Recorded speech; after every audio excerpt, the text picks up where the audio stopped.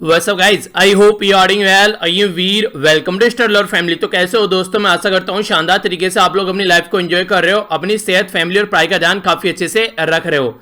अगर मैं आप लोगों को एक बात बोलूं तो आप लोग कितना सहमत इससे होंगे ये बताइएगा कि आप लोगों के विचार आप लोगों के लिए सबसे खतरनाक चीज है और आप लोगों के विचार ही आप लोगों के लिए सबसे अच्छी चीज है। आप लोगों के विचार ही आप लोगों को डिस्ट्रॉय कर सकते हैं, आप लोगों के विचार ही आप लोगों को बना सकते हैं। आप लोगों का जो एनालिसिस होता है वो आप लोगों को एक अच्छी डायरेक्शन दे सकता है, पर लेकिन जब वो एनालिसिस पैरालिसिस बन जाए तो वो आप लोगों को बर्बाद कर सकता है। इसीलिए बोला जाता है कि हर एक इंसान को डेली लगभग 20 से 30 पेज पढ़ने चाहिए एक ऐसी बुक के जो कि उनको मोटिवेट करे, किसी अच्छे इंसान के द्वारा अपनी लाइफ का एक्सपीरियंस लिखा गया हो उसमें, तो वो आप लोगों को डेली पढ़ना चाहिए ताकि आप लोगों के माइंड को एक अच्छी डायरेक्शन मिल सके और एक ऐसा चारा मिल सके जिसे फोल्डर आप लोग बोल सकते हैं, ताकि आप लोगों का जो माइंड है वो अच्छे विचार सोच सके, out of the box thinking आप लोगों के माइंड में आ सके। वो तभी पॉसिबल हो पाएगी जब आप लोगों की जो सराउंडिंग होगी, जिस एनवायरनमेंट में आप लोग रहते हैं वहां पर थोड़ा प्रोडक्टिव एनवायरनमेंट होगा। अगर फालतू के लोगों के साथ में रहोगे, फालतू की चीजों पर डिस्कस करोगे, अपना टाइम बर्बाद करोगे उल्टे सीधे इधर उधर दुनियादारी को देखने में, तो आप लोग कभी भी एक प्रोडक्टिव माइंड से आगे नहीं बढ़ पाओगे। हमेशा स्लेव की तरीके से रिएक्ट करते हुए आप लोग नजर आओगे।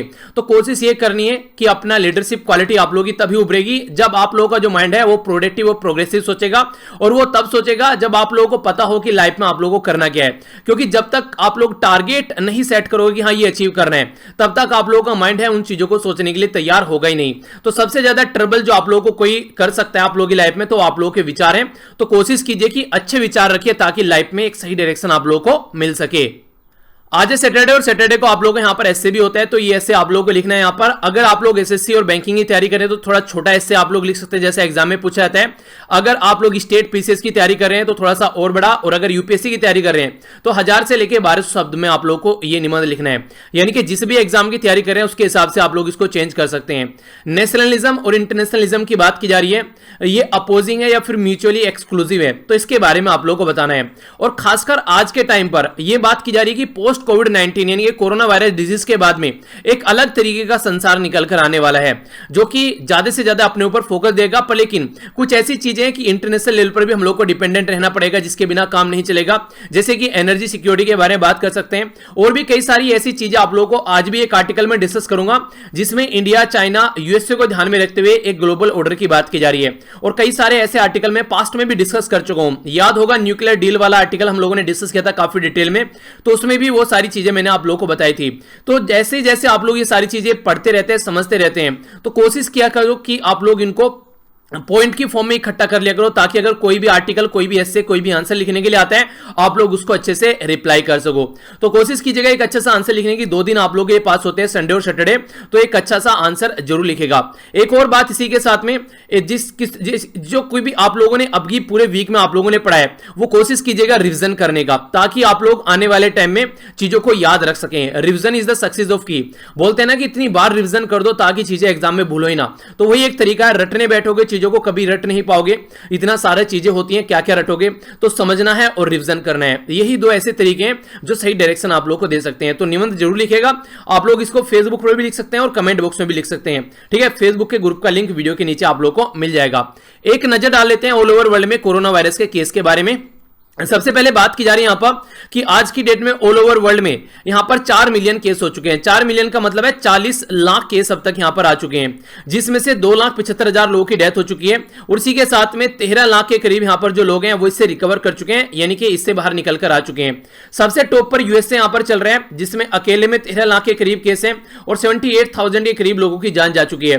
बाकी दूसरे नंबर पर सबसे ज्यादा जान गई है यूके में, और तीसरे नंबर पर गई है यहां पर, यह है इटली के अंदर में। फिर बाकी आप लोग यहां पर स्पेन और ये यहां पर फ्रांस भी देख सकते हैं। अपनी कंट्री कहां पर है? अपनी कंट्री यहां पर पेरू के नीचे है। हमारी कंट्री में 59,693 के करीब केस अब तक आ चुके हैं, जिसमें 1,985 के करीब लोगों की जान जा चुकी है। ये हमारी कंट्री की दशा है। अगर बात करें महाराष्ट्र में सबसे ज्यादा केस आप लोगों को देखने को मिलेंगे, फिर गुजरात, फिर दिल्ली, फिर तमिलनाडु, फिर राजस्थान, फिर मध्य प्रदेश, उत्तर प्रदेश। तो ये आप लोग पूरा डेटा यहां पर देख सकते हैं। तो थोड़ा सा अपना ध्यान रखिए ताकि इन सिचुएशन से आप लोग अपनी डिस्टेंस बनाए रखें। आइए अब आर्टिकल के ऊपर नहीं डालते हैं। इंपॉर्टेंट आर्टिकल है, थोड़ा सा हटके हैं, जो कोविड 19 का पैटर्न चल रहा था उससे एक दो आर्टिकल हटके हैं, तो वो काफी अच्छा है, आप लोगों को चीजें जानने को मिलेंगी, तो डिटेल में उसके बारे में मैं डिस्कस करूंगा। सबसे पहले यहां पर लेबर लॉज के बारे में बात की जा रही है, तो एक इंपॉर्टेंट आर्टिकल है, हालांकि बैकग्राउंड कोविड 19 ही है, पर लेकिन काफी अच्छे से चीजें यहां पर समझाई गई है, तो डिटेल में आर्टिकल देखेंगे। ये आर्टिकल भी काफी इंपॉर्टेंट आर्टिकल बोल सकते हैं। एक सोसाइटी में रिफॉर्म के बारे में बात की जा रही है सूडान कंट्री के अंदर में, कि एक बेसिकली महिलाओं के साथ में एक टर्म आप लोगों ने कई बार सुनी भी होगी, उसको मैं अभी आप लोगों को बताऊंगा, जिसको बोलते हैं जेंटल म्यूटिलेशन। ठीक है, तो इसके बारे में हम लोग जानेंगे, जो कि काफी बड़ी प्रॉब्लम यहां पर ऑल ओवर अफ्रीकन कॉन्टिनेंट में देखने को मिलती है। इसको बोलते हैं जेंटल म्यूटिलेशन, म्यूटेशन नहीं म्यूटिलेशन। ठीक है, तो याद रखिएगा, तो इसको फीमेल जेंटल म्यूटिलेशन या शॉर्ट फॉर्म में इसको FGM के नाम से भी जानते हैं। तो आखिर ये क्या है, अभी क्यों न्यूज में है, इसके बारे में हम लोग काफी डिटेल में जानने वाले हैं। नेक्स्ट यहां पर जो बात की जा रही है, नेक्स्ट वाला आर्टिकल, ये भी काफी इंपॉर्टेंट है, ये ग्लोबल लेवल पर इंडिया को कैसे रिएक्ट करना चाहिए उसके बारे में बेसिकली बात कर रहा है, तो इस आर्टिकल के ऊपर भी नजर डालेंगे। फिर से यहां पर वही आर्टिकल है कि इकोनॉमी कैसे रिकवर कर सकती है कोविड 19 से, तो यही बातें कुछ बताई गई हैं यहां पर। नेक्स्ट यहां पर हम लोगों ने डिस्कस भी किया था ये वाला आर्टिकल, ये बात की जा रही है महाराष्ट्र के अंदर पर्टिकुलर एरिया के बारे में, कुछ ऐसा एरिया जो कि झुग्गी झोपड़ी वाला एरिया है। सोचिए अगर उस झुग्गी झोपड़ी वाले एरिया में कोरोना वायरस डिसीज अगर चली जाती है तो कैसे वहां पर प्रॉब्लम का सॉल्यूशन निकल पाएगा। वहां पर इतने ज्यादा लोग जो है कंजेस्टेड तरीके से रहते हैं, ना कोई वहां पर साफ सफाई है, पीने का पानी अवेलेबल नहीं है, तो बहुत सारे लोगों की जान यहां से जा सकती है। बोला जा रहा है कि जितने आज के डेट में अगर आप लोग काउंट करेंगे, जितने ऑल ओवर वर्ल्ड में केस आ रहे हैं, इतने सारे लोग यहां पर एक लगभग यहां पर बात की जा रही थी कि 2 किलोमीटर स्क्वायर वाले एरिया में यहां पर रह रहे हैं। ठीक है, तो दो इस तरीके से रीजन में अगर आप लोग देखेंगे कि इतने कम रीजन में यहां पर लाखों आदमी रह रहे हैं, तो अगर ये बीमारी किसी ऐसे रीजन में घुस जाती है तो क्या एक तरीके दुर्दशा यहां पर बना सकती है। तो वही लोकल पर्टिकुलर एरिया के बारे में बात की जा रही है, तो ये सब चीजों पर ज्यादा फोकस देना चाहिए कि हां कम से कम इस पर्टिकुलर एरिया में ये बीमारी न घुसे। एरिया का नाम भी आप लोगों से पूछा जा सकता है, धारावाई वाला रीजन है यहां पर, ये महाराष्ट्र के अंदर, जो कि एशिया में काफी बड़ा यहां पर झुग्गी झोपड़ी वाला रीजन बोला जाता है, तो इसको भी यहां पर प्रोटेक्ट करने की बात की जा रही है। ठीक है, तो आइए नेक्स्ट आर्टिकल की ओर चलते हैं, डिटेल में समझते हैं, कई सारी चीजें आप लोगों को जानने को मिलेगी। सबसे पहला आर्टिकल देखते हैं यहां पर, जो बात कर रहा है जेंटल म्यूटिलेशन के बारे में। इसको बोलते हैं जननांग विकृति। जो बच्चियां होती हैं स्टार्टिंग में, जो उनके प्राइवेट पार्ट्स होते हैं, उनको कट किया जाता है यहां पर ब्लेड की हेल्प से। आप लोग इसको कंपेयर कर सकते हैं जिस तरीके से प्रथा हमारी कंट्री में सती प्रथा देखने को मिलती थी स्टार्टिंग में, जब हमारी कंट्री में रूढ़िवादी सोच हुआ करती थी, तो महिलाओं को भी उसके हस्बैंड की डेथ के बाद में उसके साथ में जला दिया जाता था। तो वो एक प्रथा थी, लोग समझते थे कि वो सही है, तो उसको बेसिकली इंप्लीमेंट करने की कोशिश करते थे। मैं उसके बैकग्राउंड में नहीं जाऊंगा कि क्या सही था क्या गलत था, पर लेकिन एक तरीके से काफी हद तक आप लोग बोल सकते हैं कि वो चीजें सही नहीं थी। पर लेकिन अगर देखेंगे यहां पर कुछ लोग ऐसे हैं कि उनको सही मानते थे, तो इसलिए उसको फॉलो भी करते थे। यही यहां पर बात की जाती है, कुछ ऐसी एक तरीके से ऐसी चीजें चली रहती हैं कि जो कि सोसाइटी के लिए काफी गलत है, पर लेकिन जब तक कोई आवाज नहीं उठाता है तब तक वो ऐसे ही चलती रहती हैं। तो इसको बोला जा रहा है कि इरेडिकेट इट, यानी कि इसको मिटा दो। जहां पर फीमेल के साथ में, छोटी छोटी बच्चों के साथ में ऐसी घटनाएं यहां पर की जाती है। न्यूज में किस लिए, न्यूज में इसलिए कि एक कंट्री है अफ्रीका कॉन्टिनेंट में जिसका नाम है सूडान। सूडान के द्वारा डिसीजन लिया गया है कि इसको हटा देते हैं, यहां पर ये जो हरकत यहां पर की जाती है बच्चों के साथ में, इसको इंप्लीमेंट नहीं किया जाएगा। तो ये सूडान के अंदर यहां पर डिसीजन लिया गया है। तो एक बार आप लोग मैप में देख लीजिए कहां पर ये लोकेटेड है। अपनी प्यारी कंट्री हो गई, यहां से आप लोग आएंगे, ये हो गया सूडान। याद रखिएगा सूडान और साउथ सूडान में कंफ्यूजन नहीं होना है। 2011 में सूडान से साउथ सूडान को अलग कर दिया गया था। तो ये यहां पर आज के डेट में दो कंट्री है, एक को सूडान बोलते हैं, दूसरे को आप लोग साउथ सूडान बोलते हैं। अगर थोड़ा सा यहां पर जूम करके आप लोग देखोगे तो यह है सूडान, कैपिटल हो गई इसकी खार्तूम। तो यहां पर ये आप लोग देखते हैं, ये हो गया यहां पर रेड सी। ठीक है, ये आसपास वाली कंट्री होगी, इजिप्ट हो गया, लीबिया, चैड हो गया यहां पर, ये हो गया सीआर, ये हो गया साउथ सूडान, ये हो गया इथोपिया, ये इटेरिया। ठीक है, ये जिबूती हो गया यहां पर। तो इस तरीके से इसके बारे में याद रखिएगा थोड़ा सा। ये पर्टिकुलर लीडर थे, इनके बारे में भी मैं बात करूंगा, पहले आप लोग एग्जैक्ट सिचुएशन समझ लीजिए। ये जो फीमेल, यहां पर फीमेल जेंटल म्यूटिलेशन जो होते हैं, जो प्राइवेट पार्ट्स होते हैं उनको अलग अलग तरीके से कट किया जाता है। तो ये मेनली 3 तरीके के आप लोग यहां पर देखने को मिलते हैं, जिनमें फीमेल का जो प्राइवेट पार्ट है उसके साथ में छेड़खानी की जाती है। बहुत ही पेनफुल प्रक्रिया यहां पर ये देखने को मिलती है, और जिसकी वजह से कई सारी जो फीमेल है आगे आने वाले टाइम में उनके अंदर एक कॉन्फिडेंस भी नहीं आ पाता है, और कई बार तो ये जो पार्ट्स होते हैं ये एक तरीके से ये समझिए कि जो बॉडी में सबसे वो नहीं होता है कि पेन वाली चीजें होने लगती है एक तरीके से कई बार ये सड़ने लगती हैं, चीजें गलने लगती हैं, तो इन्फेक्शन की वजह से कई बार लड़कियों की जान भी चली जाती है इसकी वजह से। पर फिर भी कुछ ऐसी रूढ़िवादी सोच है जो लोग इनको लेकर चल रहे थे, पर लेकिन अफ्रीका कॉन्टिनेंट में बहुत सारा प्रोटेस्ट भी इसके चलते चल रहा है बहुत सारे एरिया में, तो इसके चलते इस चीज पर रोक भी लगाई जा रही है, पर एग्जैक्टली अब तक इसको नहीं रोका गया है। तो सूडान के अंदर यहां पर अभी इसको रोकने की बात की गई है, तो देखते हैं और कौन कौन सी कंट्री यहां पर इन चीजों को फॉलो करके चल रही है, तो इसके बारे में यहां पर डिटेल में आर्टिकल है। सबसे पहले बात की जा रही है कि सूडान के द्वारा जो डिसीजन लिया गया है कि यहां पर FGM यानी कि फीमेल जेनिटल म्यूटिलेशन से बाहर निकलने का, ये एक लैंडमार्क विक्ट्री है, यानी कि एक जीत है जो वुमेन राइट एक्टिविस्ट थे जो इसके लिए लड़ रहे थे। और कहीं ना कहीं सूडान जो है वो एक ऐसे पैटर्न में है आज के डेट में जिसमें डिक्टेटरशिप से ये डेमोक्रेसी की ओर बढ़ रहे हैं, यानी कि यहां पर आज के डेट में तानाशाही थी, अब यहां पर लोकतंत्र देखने को मिलेगा। लोकतंत्र मतलब जनता का तंत्र, यानी कि जनता रूल करेगी, इलेक्शन होंगे, फिर यहां पर लोग चुनकर जाएंगे पार्लियामेंट में और वो काम करेंगे। तानाशाह क्या होता है, जब इंसान जो है वो अपनी मनमानी करता है, जैसे नॉर्थ कोरिया का उदाहरण आप लोगों को देखने को मिलता है। किम जोंग उन, मेरे जैसे बाल कटाओ, मेरे जैसी ड्रेस पहनो, जो मैं चाहता हूं वही यहां पर होगा, मैं ही यहां पर संविधान हूं, मैं ही लॉ एंड ऑर्डर हूं, सब कुछ मैं ही हूं, ठीक है। जैसे महाभारत में बोलता हूं ना, मैं समय हूं, ठीक है, तो वही बात आप लोग यहां के देखने को मिलती है, तो किम जोंग उन ऐसी हरकत यहां पर करते हैं। तो एक तरीके से डेमोक्रेसी में अगर चेंज होती है तो कुछ ना कुछ राइट्स लोगों को मिलते हैं। हमारी कंट्री एक डेमोक्रेटिक कंट्री है, हमारे पास में फुल राइट है, फंडामेंटल राइट है हमारे पास में, कोई हम लोग आजादी से जहां पर चाहे अपनी बातें बोल सकते हैं, अपनी बातें रख सकते हैं, इसी तरीके से कहीं पर जाकर काम कर सकते हैं। तो ये सारी चीजें आप लोग देखते हैं हमारा संविधान हम लोग को देता है। तो इसी के चलते जो ट्रांजिशनल फेज यहां पर गवर्नमेंट का देखने को मिल रहा है, उसमें सारे जो भी यहां पर जो एक तरीके से ऐसे सोशल नॉर्म्स थे जिसके चलते कई बार यहां पर एक तरीके से ह्यूमिलिएशन देखने को मिलता था, तो उसमें पेनल्टी लगाई जाती है, खासकर वुमेन को टारगेट जिसमें किया जाता था।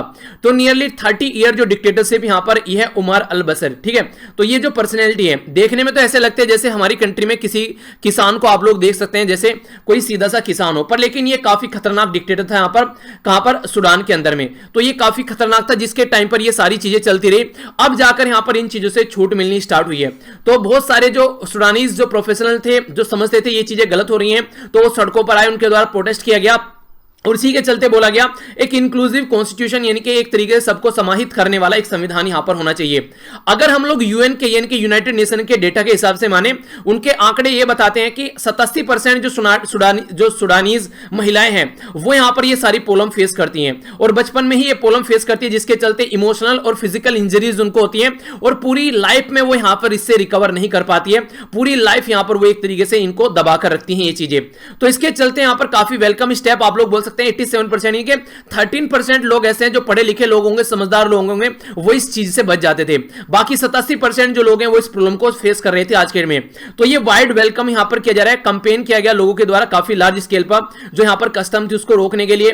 पर लेकिन ये जो चीजें हैं अगर आप लोग इनको ध्यान से देखोगे, कई बार ऐसा होता है कि लो बन जाते हैं, वहां पर रोकने की बात की जाती है, पर लेकिन ग्राउंड लेवल पर छुपे छुपे ये चीजें चलती रहती हैं। जैसे आप लोगों ने देखा होगा, अगर कोई प्रेग्नेंट महिला है आज के डेट में भी ये चेक कराने की कोशिश की जाती है उनके घर वालों के द्वारा कि लड़का होगा कि लड़की होगी, जबकि ये गुनाह है हमारी कंट्री में, 100 गुना है, 1000 गुना है, ये बहुत बड़ा गुनाह है, पर लेकिन कोई मानता नहीं है। कंडीशन क्या है, कंडीशन ये है कि हर एक इंसान जो है वो अपने हिसाब से जीने की कोशिश करता है, उसको लड़का ही चाहिए, हर एक इंसान को लड़का चाहिए, और फिर लड़के के लिए उसको बहू भी चाहिए, मतलब घर वालों को। तो ये कंडीशन आप लोग देखते हैं, पर लेकिन बेटी किसी को नहीं चाहिए। तो ये सिचुएशन जो खतरनाक एक प्रॉब्लम क्रिएट करती है। तो कहने का मतलब तो ये है कि बहुत सारी कंट्री ऐसी हैं अफ्रीका में जिनके द्वारा यहाँ पर ये जो कस्टम है यहां पर इसको रोका जाता है। और आज के डेट में बहुत सारी कंट्री है, लगभग यहां पर 200 मिलियन वुमेन जो है अफ्रीकन कंट्री में, सूडान, इजिप्ट, ये है नाइजीरिया, जिबूती, सेनेगल, एशिया के अंदर भी कई सारी कंट्री है जो इस पर्टिकुलर प्रथा को फॉलो करती है। पर लेकिन बहुत सारी कंट्री ऐसे जो इससे बाहर भी निकल रही हैं, जैसे कि इजिप्ट हो गया, सोमालिया हो गया, युगांडा हो गया, कीनिया हो गया। पर लेकिन बात यह बोलने की कोशिश की गई कि ये कंट्री बाहर तो निकल रही है, ये लो तो इनके द्वारा बना दिया गया है, पर अब भी ग्राउंड लेवल पर यहां पर देखने को मिलता है चीजें इंप्लीमेंट नहीं की गई। अब भी यहां पर ये ऐसे चीजें आप लोगों को देखने को मिलेंगी, पर लेकिन कई सारे लॉज होने के बावजूद भी ये कंटीन्यूअस यहां पर होती नजर आती है। तो यही बात यहां पर इन कंट्री के बारे में बहुत ही है, इजिप्ट, सोमालिया, युगांडा और केनिया, यानी कि अरे एक तरीके से प्रैक्टिस को क्रिमिनलाइज कर दिया गया 2011 में, पर अब भी यहां पर ऐसे केसेस आप लोगों को देखने को मिलते हैं कि यहां पर इस तरीके से चीजों का हनन होता है। 2014 में रोक दिया गया था, पर 6 साल बाद भी यहां पर इस तरीके से चीजें अभी आप लोगों को इजिप्ट में भी देखने को मिलती हैं। तो यही सिचुएशन यहां पर, सिमिलर कंडीशन यहां पर बोली गई, कई बार लड़कियों की डेथ भी हो जाती है, तो उसके चलते यहां पर प्रोसिक्यूट किया जाता है, पर लेकिन फिर भी इंसिडेंट आप लोगों को सोसाइटी में देखने को मिलते हैं। अभी यहां पर बोला जा रहा है लास्ट ईयर 300 केस यहां पर निकल कर आए विद इन मंथ युगांडा के अंदर, जब ऐसी सिचुएशन यहां पर देखने को मिली। तो बात क्या बोली जा रही है? बात सीधा सीधा यही बोली जा रही है कि लेजिस्लेशन यानी कि लॉ बनाना ही यहां पर काफी नहीं होगा। इस प्रैक्टिस को स्टॉप करने के लिए आप लोगों को इसको जड़ से उखाड़कर फेंकना पड़ेगा। यानी कि एक तरीके से सोसाइटी में आप लोगों ने देखा होगा, जब यहां पर हमारी कंट्री में सती प्रथा को रोकने की कोशिश की जा रही थी, उस टाइम पर भी जो रिफॉर्मर थे उनके सामने आकर खड़े होते थे तो लोग जो थे उनको पीटने के लिए तैयार हो जाते थे, यानी कि उसको रोकने के लिए तैयार नहीं थे, बोलते थे हमारी कल्चर है ऐसा ही चलेगा। तो ये एक तरीके से यहां पर गवर्नमेंट को इरेडिकेट करनी पड़ेगी, गवर्नमेंट को आगे निकल कर आना पड़ेगा और प्रोग्रेसिव करंट डेमोक्रेसी जो ट्रांजिशन देखने को मिल रहा है अभी यहां पर अफ्रीका कॉन्टिनेंट में, उसको भी कंसोलिडेट करना पड़ेगा और जेंडर के लिए भी रिफॉर्म लेकर आना पड़ेगा। यानी कि मेल और फीमेल को इक्वल आप लोगों को ट्रीट करना पड़ेगा, तब जाकर इस तरह की दुर्दशा से आप लोग बाहर निकल पाओगे, वरना ये ऐसे ही कंटिन्यूअसली यहां पर चलती रहेगी, जो कि काफी गलत एक इंपैक्ट भी सोसाइटी पे डालती हुई नजर आती है। तो सोचना यहां पर जरूरी है, यहां पर इस तरह की जो चीजें हैं उनसे बाहर निकलना। तो यहां पर कहीं ना कहीं एक तरीके से आप लोग ये बोल सकते हैं कि सूडान की तारीफ करनी चाहिए, उससे सीखकर लोगों को दूसरी कंट्रीज को आगे बढ़ना चाहिए ताकि इससे सिचुएशन को और ज्यादा हैंडल किया जा सके। तो ये बातें यहां पर बोलने की कोशिश की गई है। नेक्स्ट आर्टिकल की ओर चलते हैं जो काफी इंपॉर्टेंट है, तो देखते हैं क्या क्या बातें यहां पर की जा रही है, एक एक कर समझते हैं। सबसे पहले तो यहां पर क्वेश्चन है आप लोगों के सामने, क्वेश्चन अगर चाहे तो आप लोग लिख सकते हैं, वैसे कोई जरूरी नहीं है क्योंकि निबंध आप लोगों को दे रखा है, पर फिर भी जिनको लगता है टाइम निकाल पाएंगे तो वो क्वेश्चन को अटेम्प्ट कर सकते हैं। सेंटर क्या कर रहे हैं? सेंटर कई सारे राज्य को यहां पर बात की जा रही है, छूट दे रहा है कि जो श्रमिक कानून है वो उनको एक तरीके से ये नहीं है कि जरूरी इंप्लीमेंट करना। जैसे कि कई सारे कानून होते हैं, जैसे कि आप लोग यहां पर देखते हैं कई सारी रेस्पॉन्सिबिलिटीज होती है, जैसे कि आप लोगों को ड्रिंकिंग फैसिलिटी वहां पर देनी है, फर्स्ट एड बॉक्स देना है, प्रोटेक्टिव इक्विपमेंट होने चाहिए, क्लीननेस साफ सफाई होनी चाहिए, वेंटिलेटर हवादार होना चाहिए यानी कि गुफा में बढ़ाकर काम नहीं कराना है, लाइटनिंग, कैंटीन वगैरह, क्रैच की फैसिलिटी यानी कि बच्चों के लिए वहां पर, ये सारे कानून जो यहां पर बताता है कि ये सारी फैसिलिटी होनी चाहिए कंपनी के अंदर। तो यहां पर अभी कई सारे राज्य जो हैं ये इकोनॉमी का बहाना देकर कि इकोनॉमी डूब रही है, हम लोग ये सारे पैटर्न फॉलो नहीं कर सकते क्योंकि कमाई नहीं हो रही है। तो यहां पर कहीं ना कहीं जो मजदूर है, जो माइग्रेंट लेबर है या फिर जो वहां पर काम करता है, उनके लिए और बुरी दुर्दशा क्रिएट की जा रही है यहां पर स्टेट के द्वारा। तो सेंटर को छूट नहीं देना चाहिए, यहां पर कोई भी ऐसा एग्जाम्पशन नहीं देना चाहिए स्टेट गवर्नमेंट को, ताकि स्टेट गवर्नमेंट जो है वो इन लॉ से दूर हट सके और यहां पर इनके ऊपर और अत्याचार कर सके। तो ये कितने हद तक वाजिब होगा ये यहां पर आप लोगों को कमेंट करना है, ठीक है। यानी कि सेंटर को ऐसा नहीं करना चाहिए, बेसिकली ये बोलने की बात की गई है। समझ लेते हैं आखिर आर्टिकल में क्या बोला गया, तभी आप लोग चीजों को और ज्यादा माइंड में क्लियर कर पाएंगे। सबसे पहले बात ये की जा रही है कि कोविड-19 की वजह से हेल्थ क्राइसिस के साथ में इकोनॉमिक क्राइसिस भी देखने को मिल रहा है और ये ग्लोबल लेवल पर महामारी है, किसी एक कंट्री को नहीं, ये पूरे ग्लोबल को, पूरे संसार को यहां पर चपेटे हुए है। लेबर जो खासकर जो वर्कर्स होते हैं वो तो और भी ज्यादा यहां पर अपनी लाइफ प्रॉब्लम में फेस कर रहे हैं। आप लोगों ने देखा होगा किस तरीके की सिचुएशन, आप लोगों को दो न्यूज में बताता हूं यहां पर, हालांकि बाकी जो सारी न्यूज होती है वो न्यूज एनालिसिस वाली वीडियो में हम लोग डिस्कस करते हैं, पर यहां पर आप लोगों को कुछ न्यूज बताता हूं। अभी यहां पर 16 यहां पर जो मध्य प्रदेश के अंदर माइग्रेंट वर्कर थे, वो यहां पर मध्य प्रदेश के माइग्रेंट वर्कर थे जिनको औरंगाबाद महाराष्ट्र में एक ट्रेन जो थी वो कुचलकर चली गई। इससे रिलेटेड मैंने एक पोस्ट डाली तो वहां पर लोग जो है उसमें तर्क देने लगे। मैंने आप लोगों को एक बात समझाई थी कि देखिए कई सारे जो लोग होते हैं वो फेक आईडी रखते हैं, ठीक है, फालतू के कमेंट करते हैं, फालतू की चीजें वहां पर करने लगते हैं, तो उनको आप लोग रिपोर्ट किया कीजिए अगर कोई ऐसे अकाउंट होते हैं, क्योंकि वो गाली गलौज करते हैं वहां पर, हमेशा रिलीजन के नाम पर पोलिटिसाइज करने की कोशिश करते हैं। तो ऐसे जो भी वहां पर गंदी नाली के कीड़े हैं उनसे आप लोग दूर रहने की कोशिश कीजिए। पहली बात तो ये है, क्योंकि वो क्या करते हैं, वो अपना एक इस तरीके की हरकतें करने की कोशिश करते हैं कि किसी न किसी तरीके से बस सप्रेस करना है, अपनी बातें वहां पर फालतू की गाली गलौज करनी है। तो आप लोग उनके साथ में कोई भी डिबेट और डिस्कशन न करें, पहली बात तो आप लोगों को ये याद रखनी है।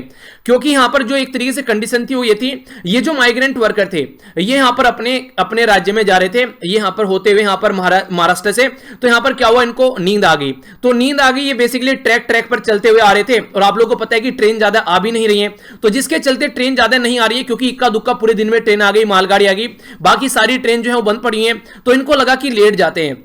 तो यहां पर थके हुए थे, भूखे थे, प्यासे थे बेचारे, पता नहीं कब से चल रहे थे, तो उसी ट्रैक पर लेटकर सो गए। और देखिए अगर आसपास वाले रीजन में कई बार घास फूस होता है, वहां पर डर भी रहता है इंसान को, ट्रैक थोड़ा साफ सुथरा रहता है और ट्रेन आ नहीं रही है, सबको ये लगता है कि ट्रेन बंद पड़ी हुई है, तो अपना लेट लेते हैं एक आधे घंटे के लिए, उसके बाद में क्या होगा, उसके बाद में निकल लेंगे। पर लेकिन कई दिन से चलता हुआ इंसान, भूखा प्यासा इंसान, जिसको पानी भी नहीं मिला है, रोटी भी नहीं है जिसके पास में, भूखा तड़प रहा है और थका हुआ है बुरी तरीके से, तो पड़ते ही नींद आ जाती है। आप लोगों ने देखा भी होगा अगर कम सोए होते हैं आप लोगों को तो अलार्म भी आप लोगों को नहीं सुनता होता है। तो इस तरीके से यहां पर ड्राइवर के द्वारा पूरी कोशिश की गई हॉर्न देने की, ब्रेक लगाने की, पर लेकिन पॉसिबल नहीं हो पाया, जिसकी वजह से 16 लोग यहां पर मर गए। 14 लोग तो वहां पर इमीडिएटली वहां पर मर गए, बाकी के जो 2 लोग थे वो हॉस्पिटल में जाकर मर गए। 3 लकी लोग थे जो बच गए यहां पर, और एक ऐसा है जो कि यहां पर वो प्रॉब्लम फेस कर रहा है, यानी कि उसको काफी ज्यादा इंजरी हुई है। तो यहां पर इस तरीके के पॉइंट पर अगर कोई आकर यहां पर ये दिखाता है कि हाँ ये हो गया, ऐसा नहीं होना, मतलब कई सारे बच्चे मतलब उसमें गाली गलौज कर रहे हैं, मतलब उसमें भी यहां पर जस्टिफाई करने की कोशिश कर रहे हैं इन चीजों को। तो ये चीजें कहीं ना कहीं कोई तो अकाउंटेबल इन चीजों के लिए होना चाहिए ना। जो पैदल जा रहे हैं वो लोग उतने वहां से, तो कोई ना कोई तो अकाउंटेबिलिटी किसको लेनी पड़ेगी, स्टेट गवर्नमेंट को कम से कम यहां पर अकाउंटेबिलिटी लेनी पड़ेगी महाराष्ट्र की, जहां पर ये सिचुएशन आप लोगों को देखने को मिली। क्यों उनके लिए प्रोविजन नहीं कराया गया, क्यों लोग जो है वो इस तरीके से बेबस हो जा रहे हैं इस तरीके की एक्टिविटी में पार्टिसिपेट करने के लिए। और कोई भी इंसान जो होता है वो देखिए अपने मन से सारी चीजें नहीं करता है। जब प्रॉब्लम पड़ती है ना, मैंने आप लोगों को बोला भी था कि प्रेग्नेंट वुमेन अगर बच्चे को जन्म देती है, अगर आप लोग में से कोई जो खासकर मेल जो है वो बोले यहां पर आकर कि मैं आपकी प्रॉब्लम समझ सकता हूं, तो आप लोग नहीं समझ सकते, क्योंकि एक वो औरत जो बच्चे को जन्म दे रही है वही औरत समझ सकती है जो कि उस पेन से होकर गुजरती है। कहते हैं कि जब बच्चे को जन्म देती है तो उसका फिर से जन्म होता है, इतना पेन होता है। तो इस तरीके से अगर आप लोग बोले कि मैं तेरा दर्द समझ सकता हूं, तो आप लोग कभी नहीं समझ सकते। तो इसी तरीके से यहां पर एक गरीब पर्सन वो कैसी स्थिति में, कैसी कंडीशन में अपने घर से कैसे जूझ रहा है, कैसे कहां पर पहुंच रहा है, और आप लोग बोले कि आप लोग उसको जस्टिफाई करने लगे, आप लोग आकर कमेंट करने लगे, तो ये एक तरीके से आप लोग चीजों को अंडरस्टैंड नहीं कर पाएंगे, क्योंकि आप लोगों को नहीं पता कि वो किस दुर्दशा से जूझ रहा है। मैंने बोला कि शहर में वहां पर उनको खाना नहीं मिल रहा था, तो कई सारे ऐसे लोग हैं जिनको घर में एसी मिलती है, एंजॉय करते हैं लाइफ में, वो बोल रहे हैं खाना सबको तो मिल रहा है, खाना सबको मिल रहा है। हाँ, बहुत सही बात है। तो ये चीजें आप लोग नहीं समझ पाते, खासकर जिन्होंने कभी प्रॉब्लम फेस नहीं करी है। तो कोशिश क्या करो कि फालतू के कमेंट आप लोग नहीं किया करो। तो अभी ये एक कंडीशन यहां पर देखने को मिली। दूसरी जो काफी खतरनाक सिचुएशन अभी आप लोगों को देखने को मिली, ये एक और यहां पर विशाखापट्टनम आंध्र प्रदेश में, जिसमें एलजी पॉलीमर फैक्ट्री के अंदर आग लग गई। नेशनल ग्रीन ट्रिब्यूनल जो हमारी कंट्री का एनजीटी जिसको आप लोग बोलते हैं, उसके द्वारा बोला गया कि 50 करोड़ रुपए यहां पर डिपॉजिट की जाए पॉलीमर जो बेसिकली फैक्ट्री है उसके द्वारा, ताकि यहां पर जो रिलीफ मेजर्स यहां पर लिए जा सके। और इसी के साथ में यहां पर जिसके द्वारा जो बेसिकली चेयरपर्सन जो आदर्श कुमार गोयल हैं एनजीटी के, उनके द्वारा इशू किया गया एक नोटिस यहां पर Andhra Pradesh pollution control board को, सेंट्रल पोल्यूशन कंट्रोल बोर्ड को और यूनियन मिनिस्ट्री ऑफ एनवायरमेंट को, और 18 तारीख तक उनका रेस्पॉन्स मांगा है कि जल्दी से जल्दी इस चीजों के बारे में बताओ कि ऐसी कंडीशन क्यों देखने को मिली। क्योंकि एक कंडीशन है, हो सकता है कि आने वाले टाइम में दूसरे पार्ट में भी ऐसी सिचुएशन देखने को मिले। बहुत सारी फैक्ट्री बंद पड़ी हुई है, वहां पर गैस बन जाती है, तो कैसे कैसे सिचुएशन क्रिएट हो जाती है। तो ये भी एक यहां पर सिचुएशन आप लोग समझ सकते हैं। तो लॉकडाउन जैसे खुला, ये अलग अलग दुर्घटनाएं सामने निकल कर आई, जिसमें कई सारे लोगों की जान गई और जिसने सोसाइटी को झंझोर कर यहां पर रख दिया। तो एक तो ये कंडीशन वर्कर ऑलरेडी फेस कर रहे हैं, ऊपर से कई सारी राज्य गवर्नमेंट क्या कर रही है, वो जो रूल रेगुलेशन है उनको चेंज कर रहे हैं। चेंज करने यानी कि ये सोच रहे हैं कि अपनी इकोनॉमी को बढ़ाया जाए और ज्यादा रूल और रेगुलेशन फॉलो नहीं कर रहे हैं। मध्य प्रदेश गवर्नमेंट के द्वारा अभी बिजनेस और इंडस्ट्री को बढ़ाने के लिए क्या कर दिया गया, 12 घंटे एक दिन में काम करने की बात की जा रही है। 12 घंटे काम करना है, यानी कि 12 छिक 72, यानी कि 6 दिन में आप लोगों को 12 घंटे काम करके 72 घंटे तक आप लोगों को पहुंचना है। एक कहने का मतलब ये हो गया, नॉर्मली 8 घंटे काम करना होता है, तो 4 घंटे और बढ़ा दिए, यानी कि 12 घंटे काम करना है। और ये कोई भी नहीं पता है कि उनको प्रॉपर वे में कॉस्ट उनको मिल पाएगी या उतनी नहीं मिल पाएगी। चलिए, लोगों को काम नहीं मिल रहा है, काम कर लेंगे, पर लेकिन एक कंडीशन भी अच्छी होनी चाहिए ना वहां पर कि 12 घंटे बैठने लायक कंडीशन हो। पता चला घंटे लायक, 1 घंटे लायक बैठने लायक कंडीशन नहीं और 12 घंटे बैठकर काम करे तो इंसान मरेगा ही, और क्या होगा। तो यहां पर जो चीफ मिनिस्टर हैं शिवराज सिंह चौहान जो है, उनके द्वारा यहां पर जो सेक्शन 5 है एक्ट का, बेसिकली जो एक्ट है उसके बारे में यहां पर आप लोग याद रखिएगा। कई सारे ऐसे एक्ट हैं जो कि यहां पर एक प्रोविजन इंप्लीमेंट करने की बात करते हैं प्रॉपर वे में। तो यहां पर बात की जा रही है, एग्जेम्पशन करने की बात की जा रही है, सेंटर से छूट मांगी जा रही है, ताकि यहां पर जो भी वो इंप्लीमेंट करना चाहे चीजों को उनको ढंग से इंप्लीमेंट कर सके। जैसे कि यहां पर 3 मंथ तक तो एग्जेम्पशन मिले, और होप ये की जा रही है कि सस्पेंड कर दिया जाए लगभग, ये कितना, ये बात की जा रही है एटलीस्ट 1000 डे के लिए, यानी कि मोटे मोटे तौर पर बोला जाए तो 3 सालों के लिए एग्जाम्पशन मानने की कोशिश की जा रही है, क्योंकि ये माना जा रहा है कि बहुत जल्दी चीजें रिकवर नहीं करेंगी, उनको टाइम लग जाएगा। तो रिवाइवल करने के लिए बिजनेस और इकोनॉमिक एक्टिविटीज के लिए ऐसे स्टेप उठाए जा रहे हैं स्टेट गवर्नमेंट के द्वारा। और सारा इसका जो भार है वो किसके ऊपर पड़ेगा। अगर कोई पेंसिल मार्केट में 5 रुपए की बेची जाती है, 5 रुपए की बेची जाती है, अगर रॉ मेटेरियल उसमें 3 रुपए का लग रहा है, तो यहां पर 1 रुपया लेबर का चला गया और 1 रुपया प्रॉफिट हो रहा है। तो क्या करेगा यहां पर जो फैक्ट्री वाला, वो यहां पर ये सारे 3 रुपए तो बेसिकली देने ही पड़ेंगे, रॉ मटेरियल है, टैक्स वगैरह है। अब 1 रुपया यहां पर लेबर कॉस्ट आ रही है और 1 रुपए का प्रॉफिट हो रहा है, तो वो ये करेगा कि लेबर को 50 पैसे दे दे, 50 पैसे यहां से कट कर ले, तो यहां पर 1.5 रुपए का प्रॉफिट हो जाएगा। तो ऐसी हरकतें मैक्सिमम की जाती है, तो लेबर के ऊपर ही अत्याचार बसता है। यहां पर यह सबसे खतरनाक सिचुएशन देखने को मिलती है। कई सारे राज्य जो है वो छूट मांग रहे हैं, लीगल प्रोविजन जो भी है लेबर से रिलेटेड, इंप्लॉय से रिलेटेड, जो यहां पर फैक्ट्री के जो भी यहां पर एक प्रोविजन है इंडस्ट्रीज एस्टेब्लिशमेंट से रिलेटेड। तो इसके चलते कंडीशन क्या बन रही है, इसके चलते कंडीशन ये कि अगर यहां पर इस तरीके से एग्जाम्पशन अगर छूट दिया जाता है तो ये थ्रेट हो सकती है खासकर लोगों के लिए, कहीं ना कहीं आप लोग ये समझ सकते हैं। जैसे कि अभी बात करें उत्तर प्रदेश गवर्नमेंट के द्वारा 3 साल के लिए सारे लेबर लॉ जो है वो सस्पेंड कर दिए गए हैं, छोड़कर कुछ को, जैसे abolition of child and the bonded labour के बारे में बात की जा रही है। हमारे संविधान में आर्टिकल 24 याद रखिएगा, ये बात करता है कि चाइल्ड लेबर को रोकना है, ठीक है। ये सारी जो बॉन्डेड लेबर वगैरह है ये भी कहीं भी अलाउ नहीं की जाती है, तो इनको रोकने की बात की जा रही है। वुमेन इंप्लॉय के लिए कुछ फायदे की बात की जाती है ताकि उनके लिए टॉयलेट की फैसिलिटी कम से कम वहां पर अवेलेबल हो। इसी के साथ में कंस्ट्रक्शन जो वर्कर रहते हैं उनकी पेमेंट की बात की जाती है, कई बार उनको पेमेंट भी नहीं मिल पाती है। इसी के साथ में कंपनसेशन की बात की जाती है, जो कि कोई एक्सीडेंट वहां पर हो जाता है, अगर ऑन ड्यूटी है पर्सन, पता चला वहां पर जो कोई पटाखे की फैक्ट्री में काम कर रहा है, विस्फोट हो गया, कोयले की फैक्ट्री में काम कर रहा है, वहां पर कोयले की खान में काम कर रहा है कि खान जो है वो ढह गई, कई सारे लोगों की जान चली गई वहां पर दबकर, तो उनके बारे में जो लॉ होते हैं बेसिकली वो यहां पर काफी इंपॉर्टेंट है। अगर उनमें भी रिलैक्सेशन दे दिया तो फिर देखिए जो प्राइवेट कंपनी से काम करने वाले हैं वो तो यहां पर लेबर की खून चूस लेगा एक तरीके से। तो ये सारी चीजें आप लोगों को यहां पर देखनी पड़ेगी। तो स्टेट गवर्नमेंट को यहां पर कम से कम काम करना चाहिए। ये सही है कि इकोनॉमिक एक्टिविटी आप लोगों को बूस्ट करनी है, पर लेकिन इसका मतलब ये नहीं है कि ये इकोनॉमिक एक्टिविटी आप लोगों को जो खासकर लेबर है उसका खून चूसकर आप लोग यहां पर एक तरीके से बूस्ट करनी है। तो ये सारी चीजें यहां पर बोलने की बात की जा रही है। देखिए जिस तरीके से लेबर लॉज होते हैं वो स्टेट की एक तरीके से सेंटर की असेंट उनको लेनी पड़ेगी यहां पर, तो सेंटर को यहां पर देखना पड़ेगा कि क्या एजेंडा है बेसिकली। तो यहां पर समझना चाहिए कि कंसोलिडेटेड जो भी कोड है फॉर वेजेस के लिए यहां पर खासकर इंडस्ट्रियल रिलेशन, जो ऑक्यूपेशनल सेफ्टी की बात की जा रही है, हेल्थ और वर्किंग कंडीशन की बात की जा रही है, उनमें कोई भी ऐसा एग्जाम्पशन नहीं देना चाहिए जो कि वर्कर को उसकी सारी चीजें यहां पर अफोर्ड करनी पड़े, वर्कर को यहां पर झेलना पड़े, ठीक है। तो वर्कर की सेफ्टी के बारे में, प्रोटेक्शन के बारे में भी यहां पर चीजें होनी चाहिए। तो इस तरीके से आनंद फानन में इकोनॉमी बढ़ाने के चक्कर में इनके ऊपर कोई अत्याचार हम लोग को नहीं करना है। इसी के साथ में यहां पर सबसे बड़ी बात जो है कंट्री के अंदर अगर आप लोग देखेंगे सबसे ज्यादा फोकस जो रहता है, जो अमीर आदमी है वो क्या करता है, वो अपने प्रॉफिट के बारे में बात करता है, और गरीब आदमी क्या बात करता है, वो रोजी रोटी के बारे में बात करते हैं। तो उनका प्रॉफिट जो है वो ज्यादा इंपॉर्टेंट माना जाता है इनकी रोजी रोटी के चलते, और इनकी हेल्थ के चलते वो उनको कोई इंपॉर्टेंस नहीं दी जाती है। तो सबसे वनरेबल सेक्शन यही होता है, सबसे ज्यादा प्रोटेक्शन की जरूरत इसी को पड़ती है। तो इसी को हम लोग को प्रोटेक्ट करना है और इसी के बारे में हम लोग को बात करनी है। कंट्री में काफी आप लोगों को पता है जिस तरीके से जो माइग्रेंट वर्कर हैं नेशनल लॉकडाउन के चलते क्या प्रॉब्लम फेस कर रहे हैं, अपना एरिया छोड़कर बेचारे जा रहे हैं अपने दूसरे एरिया में जाने की कोशिश कर रहे हैं जहां के वो रहने वाले हैं, तो जाते जाते भी कई सारे लोगों की डेथ तक यहां पर हो जा रही है। तो किस तरीके से इसको हैंडल करना है, तो जो रूलिंग क्लास है यहां पर वो लेबर क्लास के लिए थोड़ा सा तो कम से कम उदासीन रहे, ये नहीं कि बस अपने प्रॉफिट के बारे में बात करें, उसके चलते सारी चीजें दी जा रही है। तो गवर्नमेंट को यहां पर राहत देने, अगर यहां पर गवर्नमेंट यहां पर फैक्ट्रीज जो कंपनी वाले हैं उनको अगर राहत देना चाह रही है तो कोशिश करें कि यहां पर कम से कम, जैसे कि ड्रिंकिंग वाटर हो गया, फर्स्ट एड किट हो गया अगर चोट लगती है, प्रोटेक्टिव इक्विपमेंट हो गए, अगर कोई यहां पर गैस की फैक्ट्री में काम करे तो उसके लिए प्रोटेक्टिव इक्विपमेंट यहां पर होने चाहिए, कम से कम क्लीननेस होनी चाहिए, हवादार एक तरीके से रूम होना चाहिए, काम करने वाले में लाइट होनी चाहिए, कैंटीन होनी चाहिए, कुछ खाने पीने की जरूरत पड़े, रेस्ट रूम होना चाहिए, क्रैच की फैसिलिटी होनी चाहिए। क्रैच क्या होता है, क्रैच होता है जब यहां पर कोई महिला जो होती है, जैसे आप लोग ये देखिए, ये महिला जो है काम पर गई हुई है अपने बच्चे को साथ में लेकर, अब यहां पर या तो काम ही हो गया, बच्चे को ही थामेगी, दोनों चीजें एक साथ में कैसे करेगी। तो कम से कम एक ऐसी फैसिलिटी जहां पर बच्चे की देखरेख के लिए कोई पर्सन रखा हो और वहां पर इसकी देखरेख यहां पर कर सके, तो इस तरीके की फैसिलिटी को क्रैच फैसिलिटी बोलते हैं। तो महिला कम से कम 2 या 3 बार दिन में उस क्रैच फैसिलिटी में जाए, बच्चा अगर काफी छोटा है तो उसको दूध वगैरह पिलाया जाए। तो इस तरीके से सिचुएशन कुछ ना कुछ तो करनी पड़ेगी। कई सारी ऐसी महिलाएं जिनके हस्बैंड नहीं है, अकेली महिलाएं, तो घर भी चलाना है, बच्चों को भी ध्यान देखना है, तो बहुत सारी ऐसी प्रॉब्लम होती है जो कि हम लोग अंडरस्टैंड नहीं कर पाते हैं। हम लोग तो अपना अच्छे से एंजॉय करते हैं लाइफ को, पर लेकिन एग्जैक्टली ये वर्कर्स क्या प्रॉब्लम फेस कर रहे हैं वो हम लोग तभी समझ पाएंगे जब सिचुएशन को हम लोग आंखों से देखेंगे। हम लोग बैठकर बातें कर देते हैं, जरा सी देर में कमेंट कर देते हैं और खुश हो जाते हैं।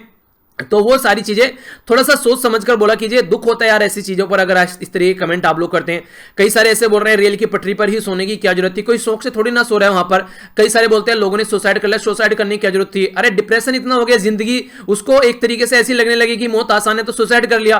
तो ये सारे फालतू के तर्क जो दिए जाते हैं ना, इनको अपने पास रखा करो जो भी ऐसी हरकतें करते हैं। और आप लोग जो पढ़ने वाले बच्चे, प्लीज इन सब चीजों पर रिप्लाई मत किया करो, छोड़ा करो फालतू में जो ऐसी हरकतें कर रहे हैं उसको बस रिपोर्ट कर दिया करो आप लोग। ये आप लोग अपनी रेस्पॉन्सिबिलिटी निभाओ और अपनी पढ़ाई पर फोकस करो, ठीक है। तो कई बार ऐसी चीजें देखने को मिलती है, दुख होता है। कई बार तो ऐसा लगता है कि ये मतलब आते कहां से इस तरीके लोग, इनकी मेंटल सेटअप कैसा होता है जो ऐसी बातें बोलकर चले जाते हैं। आगे चलता हूं, नेक्स्ट आर्टिकल के बारे में बात करते हैं। इंडिया को किस तरीके से यहां पर अभी अपनी कंडीशन को आगे लेकर चलना चाहिए, तो वो बातें समझाने की कोशिश की गई है। जो बोला गया कि सिक्योरिटी के ऊपर सबसे ज्यादा फोकस देना चाहिए, और बनता भी है यहां पर सिक्योरिटी के ऊपर फोकस देना। क्यों? क्योंकि शिवशंकर मेनन साहब ये आर्टिकल लिख रहे हैं जो कि फॉर्मर नेशनल सिक्योरिटी एडवाइजर हैं। तो समझ लेते हैं क्या क्या बातें इनके द्वारा बोली गई है। जो कि एग्जाम के पॉइंट ऑफ व्यू से कुछ इंपॉर्टेंट बातें हैं वो हम लोग देख लेते हैं। आज की डेट में जो जियोपॉलिटिकल सिचुएशन है वो काफी ज्यादा चेंज होने वाली है, क्योंकि जैसे चाइना बढ़ रहा है, इंडिया बढ़ रहा है, अदर पावर भी बढ़ रही है, साथ साथ में Indonesia, south Korea, Iran, Vietnam. तो एक तरीके से क्राउडेड एशिया पैसिफिक रीजन हो गया है। हर एक कंट्री आज के डेट में एक पावरफुल कंट्री अपने आप को मान रही है। इवन ईरान जैसी कंट्री भी यूएसए से दबने के लिए तैयार नहीं है। एक टाइम पर ऐसा था कि यूएसए अगर कुछ भी बोल दे तो सामने वाली कंट्री जो थी वो अपनी पेंट में पेशाब कर देती थी। ऐसी एक तरीके से ताकत हुआ करती थी यूएसए की। आज के में डोनाल्ड ट्रंप के सामने कोई भी कुछ भी बोलकर चला जाता है कि तुमको जो करना है कर लो, हम तो ऐसा ही करेंगे। तो आज के में ये हालत हो गई है यूएसए की। तो ये जो चीजें चेंज हो रही है, ये चीजें आराम आराम से चेंज हुई है। ऐसा नहीं है कि एकदम अलादीन का चिराग घिसा और चीजें चेंज हो गई। तो नई नई पावर सामने निकल कर आ रही है। डेमोक्रेटिक पैटर्न यहां पर देखने को मिल रहा है। इकोनॉमिक एक्टिविटी अलग अलग, पॉलिटिकल सेंटर जो होती है वो अलग अलग रीजन में आज के में आप लोग को देखने को मिलेंगे। और फिर से आप लोग को याद होगा न्यूक्लियर आर्म रेस वाला जो आर्टिकल मैंने डिस्कस किया था, काफी इंपॉर्टेंट आर्टिकल है, देखिएगा उसको। लास्ट संडे में हम लोगों ने इसको डिस्कस किया था, फिर से शेयर कर दूंगा डिटेल में, आप लोग उसको समझ सकते हैं। एक टाइम पर ऐसा हुआ करता था, एक साइड में यूएसए था और एक साइड में यूएसएसआर था, यानी कि 1990 से पहले। तो यूएसए और रसिया फिर यहां पर रह गया क्योंकि यूएसएसआर टूट गया और रसिया ने उसकी जो हेजेमनी थी एक तरीके से उसको आगे लेकर चला। तो हुआ क्या, यहां पर उसका जो वर्चस्व था वो रसिया के पास में आ गया। पर लेकिन रसिया ने यहां पर कोल्ड वॉर को कंटिन्यू रखना समझदारी नहीं समझा, तो यूएसए एक अकेला पावरफुल कंट्री आ गया। तो उस टाइम से लेके अब तक का अगर आप लोग देखेंगे, जब से चाइना उभरा उससे पहले तक का सिचुएशन जो थी वो ऐसे ही चलती रही। तो उस टाइम पर तो जो यूएसए है वो रशिया को टैकल करने की कोशिश करता था, पर लेकिन आज की डेट में रशिया का इतना ज्यादा पावरफुल नहीं रही है जितना ज्यादा चाइना बन गया है। तो यूएसए अब यहां पर चाइना को टैकल करने की कोशिश यहां पर करता है, क्योंकि बहुत सारे ऐसे लॉज थे, रूल और रेवोल्यूशन थे कोल्ड वॉर के टाइम पर या फिर उसके बाद में भी, जिसमें रशिया और यूएसए एक साथ में बंधे हुए थे। यानी कि ये एक्सपेरिमेंट नहीं कर पाएंगे, ऐसे मिसाइल एक्सपेरिमेंट नहीं कर पाएंगे, ये नहीं कर पाएंगे। पर लेकिन अब यूएसए उनसे बाहर निकल रहा है। क्यों? क्योंकि रशिया के साथ में वो बंधा हुआ है इसके चलते, और चाइना अलग से एक्सपेरिमेंट कर रहा है और एक पावरफुल कंट्री बन रहा है। तो यूएसए ये चाहता है कि चाइना को भी उस लो में बांधा जाए या फिर हमको भी आजाद किया जाए।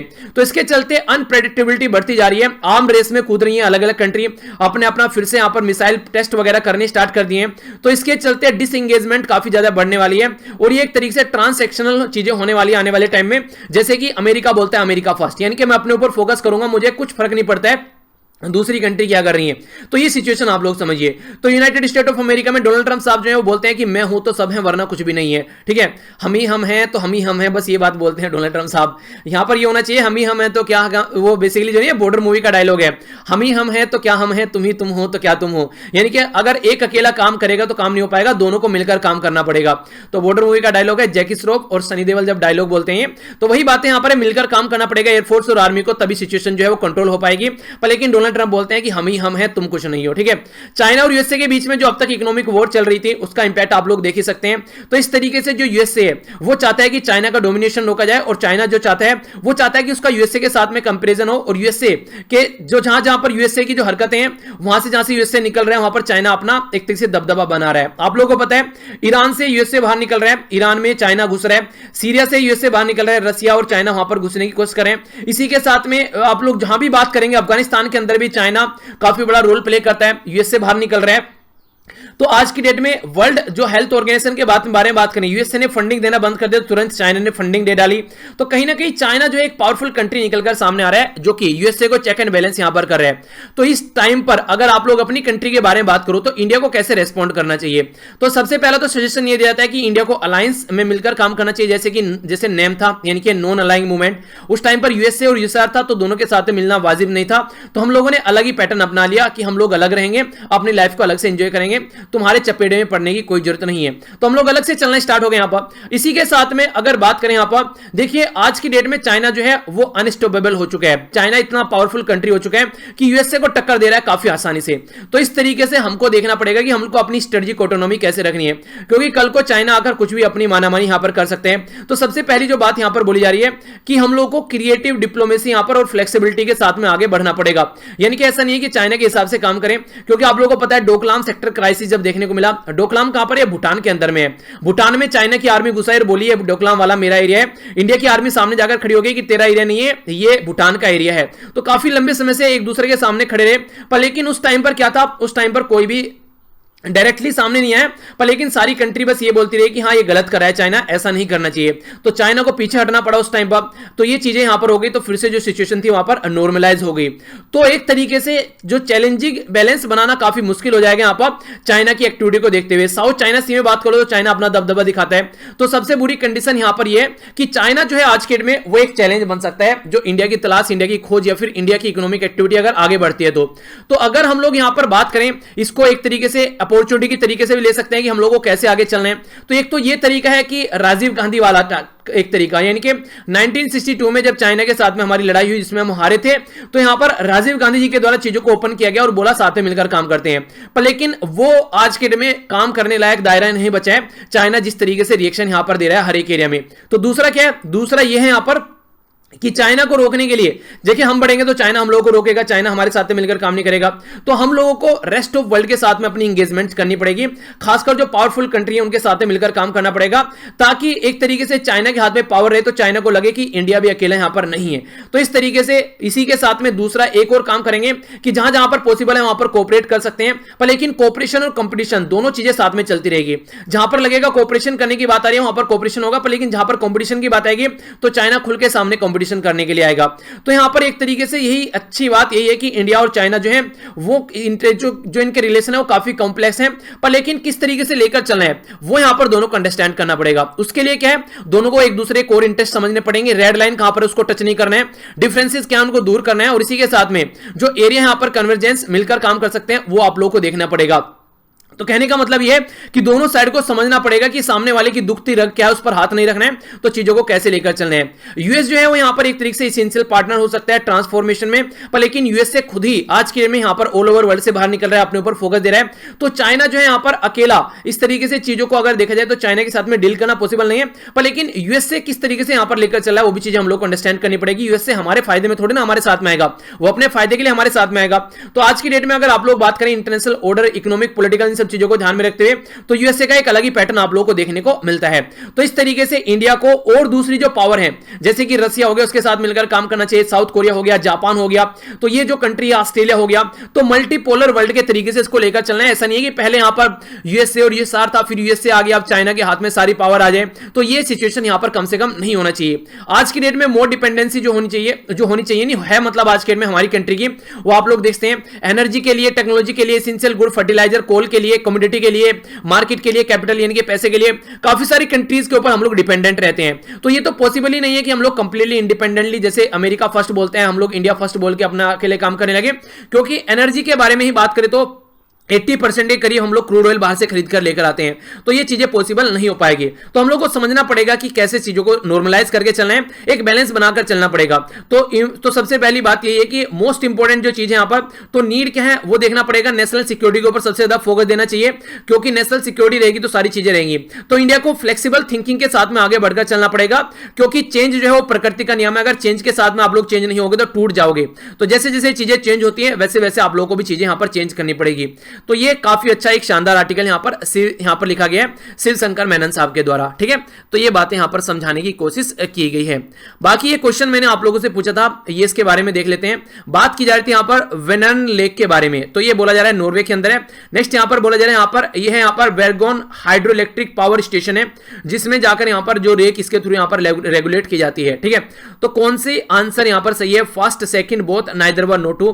तो देख लेते हैं। सही आंसर जो है यहां पर ये बी है, क्योंकि ये स्वीडन के अंदर है यहां पर, और बोला कहां पर गया, बोला गया था नॉर्वे। तो नॉर्वे नहीं है, स्वीडन है। यहां पर आप लोग देखते हैं तो स्वीडन के अंदर आप लोगों को ये एग्जैक्ट लोकेशन यहां पर ये लेक देखने को मिलेगी। तो ये 5545 स्क्वायर किलोमीटर यहां पर एरिया है, 140 किलोमीटर लेंथ है, और डेप्थ जो है वो 98 मीटर यानी कि लगभग 100 मीटर के करीब गहरी है यहां पर। तो यहां पर ये लार्जेस्ट लेक है कहां पर, स्वीडन के अंदर में। और इसी के साथ में आप लोग बोल सकते हैं कि थर्ड लार्जेस्ट लेक है यहां पर किसके अंदर में, यह है यूरोप के अंदर में। बाकी अगर यूरोप की बात करें, जैसे रसिया भी अगर यूरोप का पार्ट आप लोग काउंट करते हैं, तो तो यहाँ पर लाडोगा और इसी के साथ में ओनेगा लेक, तो ये भी आप लोगों को बड़ी लेक यहाँ पर देखने को मिलते हैं। और यहाँ पर ये हाइड्रो पावर स्टेशन है इसके ऊपर, ठीक है। तो ये है कुछ बातें जो आप लोग याद रखते हैं। निबंध लिखने की कोशिश जरूर कीजिएगा, जितना ज्यादा आप लोग लिखेंगे उससे मुझे भी अच्छा लगेगा और आप लोगों की भी एक अच्छी प्रैक्टिस होगी। यहां से जाकर पीडीएफ डाउनलोड कर लीजिए और मेरे साथ में यहां पर भी आप लोग कनेक्ट रह सकते हैं। लेक्चर को तभी लाइक कीजिए अगर पसंद आता है तो लाइक और शेयर कीजिए, अगर पसंद नहीं आता तो डिसलाइक करके कमेंट बॉक्स में बताइए डिसलाइक क्यों किया और शेयर भी नहीं करना है। मिलता हूं नेक्स्ट लेक्चर में। बड़ों को नमस्ते, छोटों को प्यार, छोटी सी लाइफ एंजॉय करो यार। तब तक के लिए जय हिंद। और हाँ, बुरी सोच वाले लोगों से थोड़ा सा डिस्टेंस बनाकर रखिए। कोई भी ऐसी हरकतें करता है, ये सारे फेक अकाउंट होते हैं, उनके ज्यादा चपेट में मत आइए और तुरंत उनको रिपोर्ट करने की कोशिश कीजिए अगर कोई गाली गलौज करता है तो, ठीक है। तो मिलते हैं नेक्स्ट लेक्चर में। जय हिंद।